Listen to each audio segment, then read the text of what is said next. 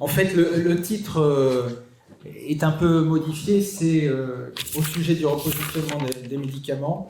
Finalement, un balayage assez large de la découverte d'un effet pharmacologique utile à la mise à disposition du traitement pour le patient.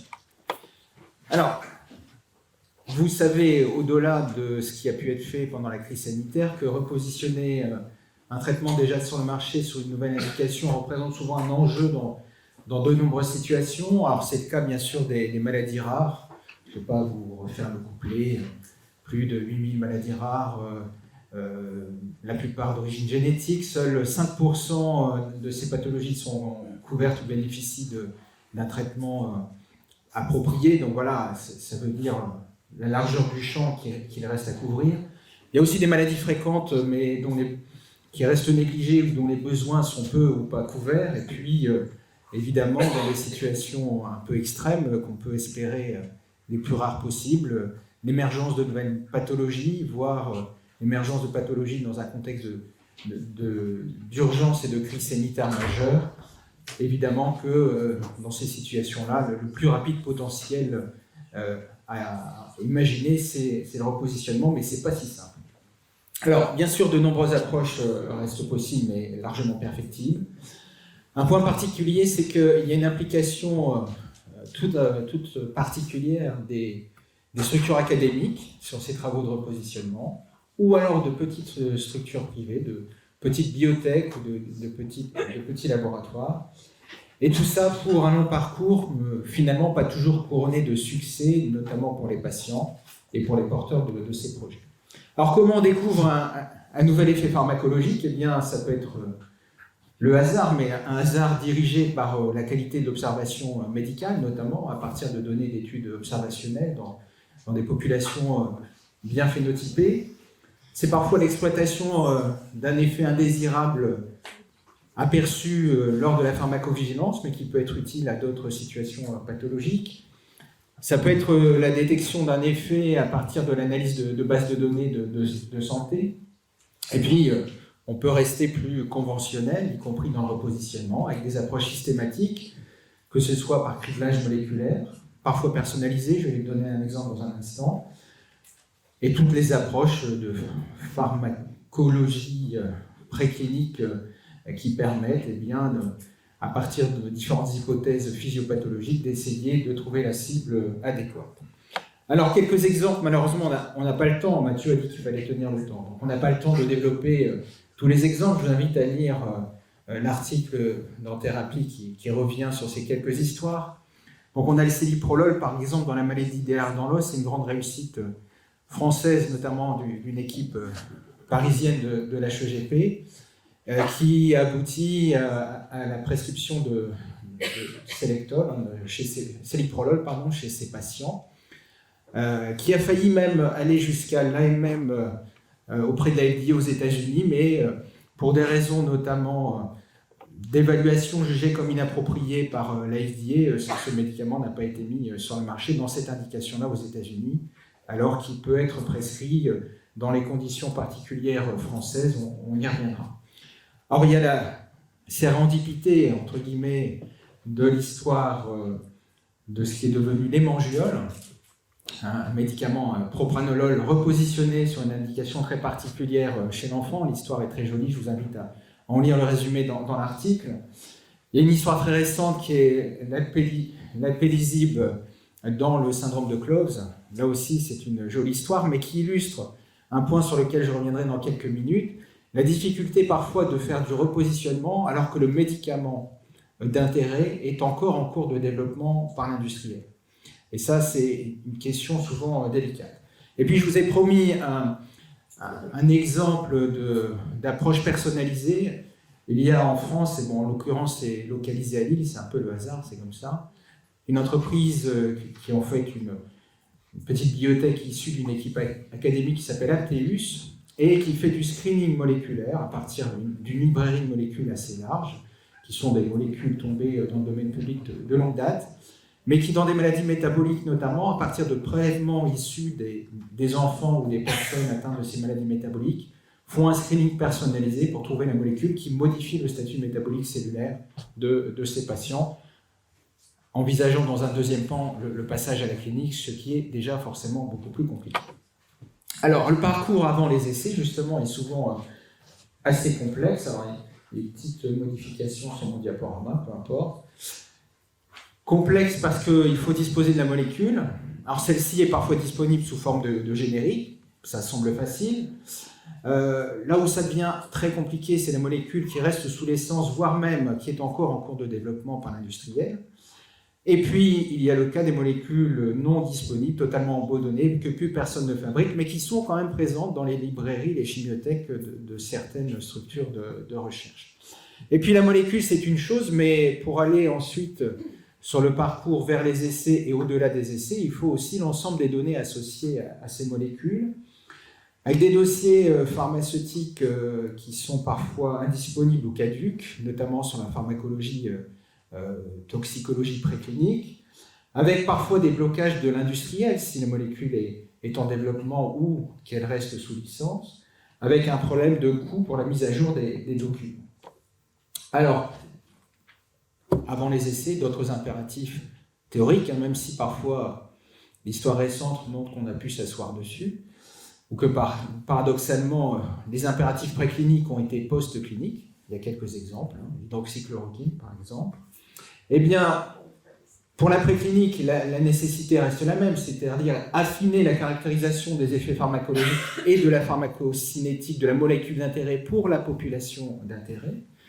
C'est le problème de la reconstitution, de la mise à jour du dossier en vue de la soumission d'abord pour l'autorisation d'un essai et ensuite éventuellement pour une AMM, avec une place particulière des académiques, puisque je l'ai dit en introduction, ces travaux de repositionnement sont largement conduits par des équipes académiques plutôt que par des industriels, avec, dans ce contexte-là, besoin de financement ou de partenariat pour aboutir justement à la construction de ces dossiers permettant à terme la réalisation des essais. Alors comment on peut envisager, anticiper les différentes étapes cliniques notamment? Eh bien on peut s'appuyer sur des données d'études de cohorte. C'est le cas assez fréquemment dans les maladies rares où les collègues spécialistes vont phénotyper au fil du temps de manière pointue leurs patients pour mieux comprendre l'évolution de leur pathologie et les déterminants de ces pathologies. Il y a notamment à l'échelon européen plusieurs dispositifs d'aide qui pourraient néanmoins être améliorés, qui ont été pour certains à titre expérimental et qui sont à revoir probablement à court terme. Bon, il y a le processus d'Orphan Drug Designation qui est un label à obtenir avant de pouvoir ou de bénéficier d'un certain nombre d'avantages lors de la soumission des essais et plus tard de l'AMM. Il y a eu une phase expérimentale avec un système intitulé Repurposing of Medicines Pilot Project. Mais là aussi, ce dispositif est à réanalyser pour en mesurer précisément les impacts. Il y a un dispositif spécifique au développement des médicaments chez l'enfant qui s'appelle le PUMA. Et puis en France, on a, je pense quand même on peut le dire, je ne sais pas s'il y a des représentants de la HAS et la NSM aujourd'hui, mais il y a les systèmes de procédures d'accès précoce et d'accès compassionnel qui ont été mis en œuvre en remplacement notamment des ATU préalables, qui sont certainement des dispositifs intéressants dans ces situations où on ne peut pas avoir d'AMM pour différentes raisons, mais où on peut quand même utiliser le traitement. Alors, est-ce qu'il faut faire des phases 2 ? Est-ce qu'on passe directement à des phases 3 ? Là, c'est du cas par cas, je pense, en fonction des données disponibles, en fonction de la pathologie ciblée par la nouvelle indication.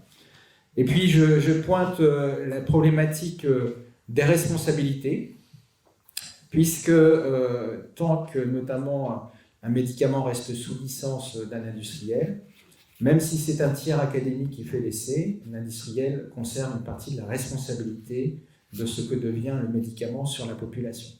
Et ça, c'est un enjeu un peu complexe à gérer dans les interactions avec les partenaires industriels.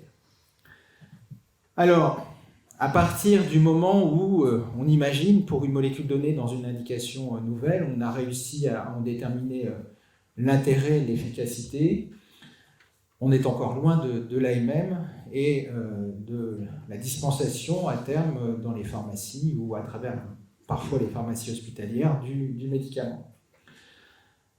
Lorsqu'on ne peut pas atteindre à l'AMM, et notamment la plupart des porteurs académiques de ces projets de repositionnement sont dans l'incapacité à la fois administrative et financière de porter une AMM à l'échelon européen, mais même à l'échelon national, eh bien, on est obligé de se contenter du compassionnel. Encore faut-il que le système de prescription compassionnelle existe, ce qui est le cas en France, avec un certain nombre de contraintes à respecter, mais bon, ce sont des choses qui sont envisageables. Ce n'est pas le cas, bien entendu, dans tous les pays européens, et c'est encore moins le cas aux États-Unis, en Amérique du Nord, si on prend cet autre exemple. Et donc, cela illustre les difficultés auxquelles éventuellement les équipes académiques se trouvent confrontées. On peut être amené finalement à avoir fait tout ce qu'il fallait, toutes les étapes préalables, jusqu'à la démonstration de l'efficacité, y compris par un essai randomisé contrôlé dans de bonnes conditions, sans pouvoir aller plus loin en termes d'AMM, puisque là, il faut déployer à la fois une énergie, mais aussi des finances et du temps nécessaire à la constitution des dossiers, au dépôt des dossiers. Et donc tout ça repointe à nouveau les enjeux financiers, mais il y a un autre enjeu qui reste déterminant dans ce processus, ce sont les enjeux de propriété intellectuelle, a fortiori lorsque le médicament reste sous licence et exploité par l'industriel qui l'a mis initialement sur le marché, avec de nombreux problèmes juridiques qui se posent dans ces contextes. Pour ce qui est de la valorisation, aujourd'hui, vous me direz, il existe pourtant des outils académiques, les SAT, les sociétés d'accélération de transfert de technologie.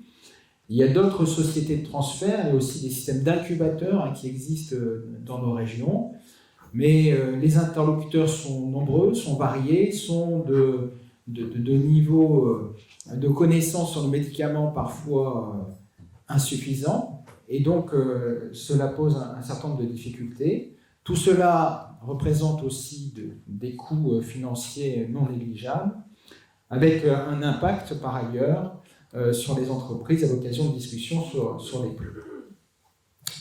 Alors, on se retrouve ici dans une situation idéale où on a finalement acquis une autorisation de mise sur le marché. Pour la France, il va falloir négocier le prix et le remboursement. On nous a, notamment dans la table ronde, les collègues de l'industrie nous ont souligné la doctrine parfois un peu rude de la HAS sur les comparateurs, notamment sur les études qui ont permis de déclarer intéressant le produit repositionné. Alors cette doctrine est sans doute en train d'évoluer. Vous avez tous vu la publication récente de la HAS sur les méthodologies acceptables ou les conditions qui permettraient d'accepter un certain nombre de choses qui ne seraient pas strictement laissées randomisées, contrôlées contre placebo classique. Les problématiques d'accès anticipé et des contraintes relatives au nouveau statut usage compassionnel, là il faut aller regarder dans le détail si le médicament dans son repositionnement répond à ces contraintes. Et puis à nouveau des contraintes financières, notamment pour les industriels, contraintes financières liées à la sérialisation du médicament. Et la pharmacovigilance va rester un outil indispensable et essentiel, avec la difficulté de tracer la mise en adéquation de la survenue d'un effet indésirable et de la molécule dans une indication particulière. A fortiori, si la molécule est utilisée sous son nom finalement initial, ou si elle est utilisée sous son nom générique, sous sa dénomination internationale commune, la traçabilité des faits indésirables spécifiques dans une nouvelle indication peut être difficile pour la pharmacovigilance, ça pose quelques difficultés pratiques. Tout ça pour aboutir à quelques recommandations. Promouvoir et optimiser l'utilisation des bases de données de santé afin d'y détecter éventuellement des effets pharmacologiques potentiellement utiles, mais les outils actuels ne permettent pas réellement ce type de détection. Le SNDS et à terme ce que l'on nous promet dans le Health Data Hub, ça reste à voir. Pour l'instant, ce sont des promesses. Et quoi qu'il en soit, il faut faciliter pour tous les chercheurs intéressés à ces approches l'accès à ces systèmes de données, en renforçant ou en développant l'expertise sur le médicament, parce qu'il ne suffit pas d'être un bon data scientist pour aller à la pêche à la ligne d'effets pharmacologiques, et il faut que ce soit validé, conçu, développé, co-construit avec un spécialiste du médicament. C'est favoriser le partage de bases de données pharmacologiques au sens large, c'est-à-dire qu'on a aujourd'hui, tant chez les industriels que dans de nombreuses structures académiques, des librairies, des chimiothèques. On a aussi des données précliniques nombreuses parfois sur des molécules anciennes. Il y a probablement intérêt à ouvrir à la collectivité, à la communauté nationale et internationale, l'ensemble de ces bases de données, pour que, lors d'un projet de repositionnement, on puisse retrouver l'ensemble des informations nécessaires à progresser dans le développement du produit, dans la nouvelle indication. Bien entendu, il faut anticiper les problèmes de brevetabilité, c'est pas facile, hein, et de propriété intellectuelle, en optimisant, en harmonisant le travail des sociétés d'accélération, de transfert de technologie et des incubateurs, ce qui veut dire certainement réduire le nombre d'interlocuteurs. Il y a trop de monde sur la place, sans doute, avec des gens qui ne sont pas toujours au top de la formation sur le sujet. Ce qui veut dire aussi acculturer l'ensemble de ces acteurs aux enjeux sur les médicaments et leur repositionnement. Et quand je parle des acteurs, c'est aussi les financiers, c'est-à-dire expliquer aux personnes qui sont à même de mettre des fonds sur ces développements, les tenants et aboutissants, des enjeux du repositionnement dans certaines situations. Et puis bien entendu, pour ce qui est des éléments précliniques et cliniques, hein, des essais, eh bien là c'est vraiment du cas par cas, en fonction des données disponibles, en fonction du caractère radicalement différent de la pathologie concernée par le repositionnement et de ce qui est légitime de faire dans parfois un temps contraint. Alors, deuxième série de recommandations, mais qui finalement complète les précédentes.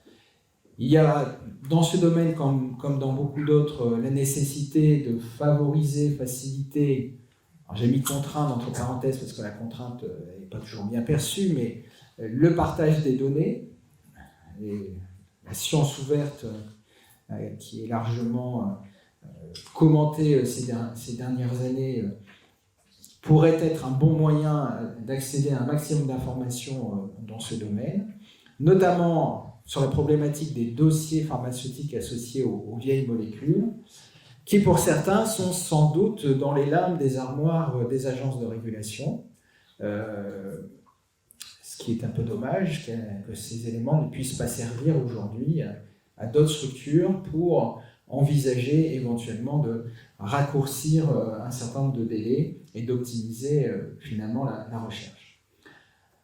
Amélioration du processus de régulation d'accès au marché avec une adaptation éventuelle en France de la doctrine de la HAS. Bon, voilà, la porte reste ouverte, la demande est pressante certainement par de nombreux interlocuteurs. Pas toujours forcément bien argumentée la demande, mais je pense que sur le repositionnement, il y a quand même un certain nombre d'arguments qui pourraient être entendus par la HAS.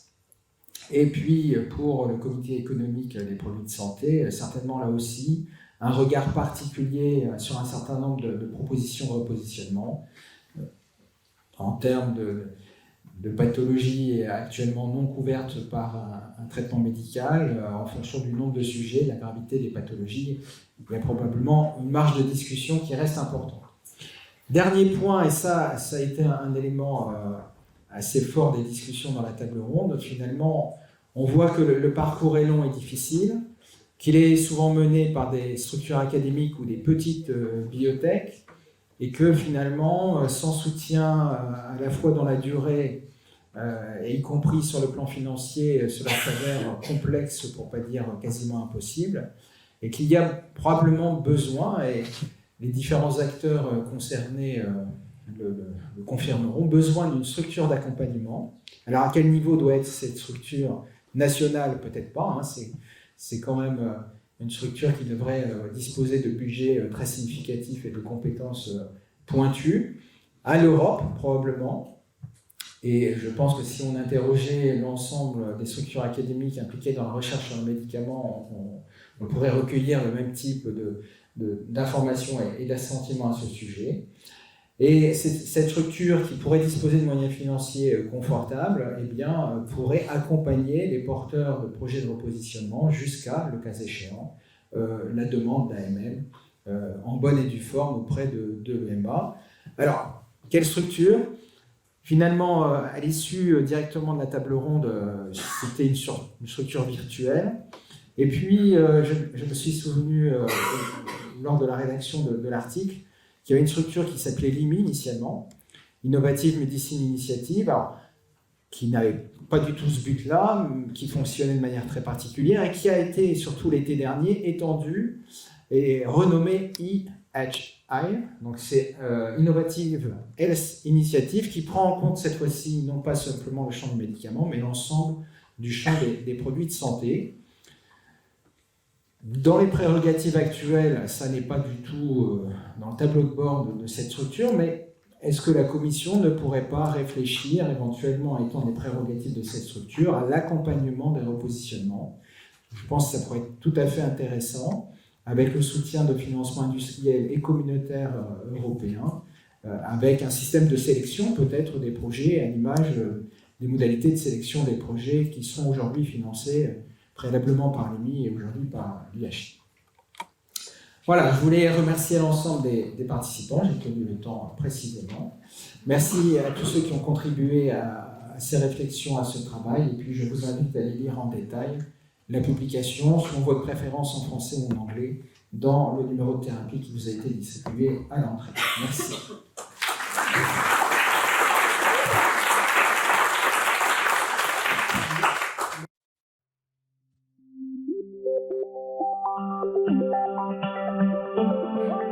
Merci.